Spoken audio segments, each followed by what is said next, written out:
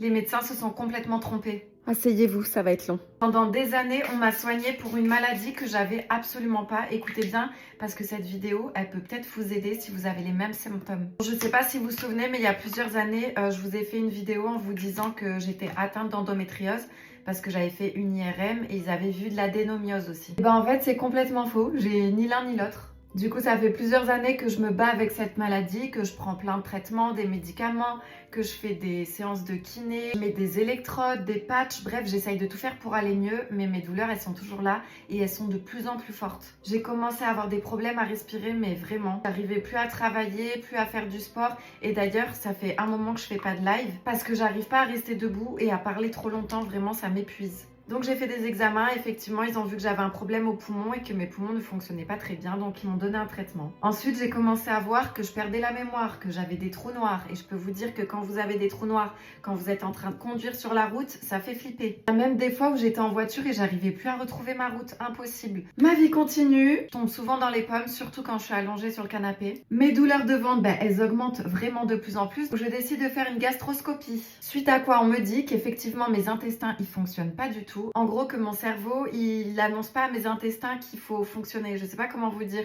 Donc il me donne encore un nouveau traitement. Il me dit alors qu'il faut que j'enlève le gluten, le lactose et le sucre modifié de mon alimentation, ce que je fais. Et je continue à avoir mal au ventre. Donc par la suite j'élimine aussi les fruits, les légumes, bref je commence à tout vraiment éliminer. Là je vous jure que quand je vois de la nourriture, je pleure. Surtout quand je fais à manger aux enfants, que je vois Julien manger et moi je peux pas manger. On va au restaurant et tout, ça commence à devenir vraiment compliqué parce que moi j'ai faim mais je peux pas manger. Je vois même plusieurs nutritionnistes mais ils sont au bout de leur vie, ils comprennent pas. À l'heure d'aujourd'hui, je fais 38 kilos. Mon immunité, elle est au plus bas. Du coup, je tombe tout le temps malade. Ça, vous avez pu le voir. Là, je sens à l'intérieur de moi qu'il y a autre chose, que les médecins, il y a un truc qu'ils n'ont pas vu. Donc, je lâche pas l'affaire et je décide de faire une nouvelle IRM pour voir où elle est mon endométriose. Je passe mon IRM et là, il y a le médecin qui vient me voir et qui me dit « Il faut absolument que vous voyez notre chirurgien, il va vous donner rendez-vous. » 2-3 jours après, je vais au rendez-vous, je vois le chirurgien et là, il m'explique que j'ai des varices internes, mais vraiment de partout, que j'en ai énormément. Donc en fait, c'est mes veines qui sont tellement dilatées en fait que le sang, il a du mal, vraiment du mal à passer. Donc il stagne en fait. Il m'explique alors que tout ce que j'ai, c'est par rapport à ça et qu'en fait, ça fait une pression donc au niveau du ventre, au niveau du bassin